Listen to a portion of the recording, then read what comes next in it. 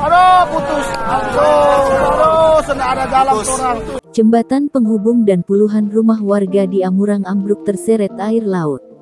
Bencana alam abrasi atau pengikisan akibat gelombang dan arus laut terjadi di Amurang, Kabupaten Minahasa Selatan, Minsel, Provinsi Sulawesi Utara, Rabu, tanggal 15 Juni tahun 2022.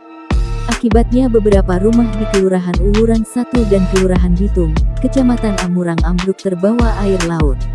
Tak hanya itu, gelombang tersebut juga ikut meruntuhkan jembatan penghubung Kelurahan Uwuran 1 dan Kelurahan Bitung.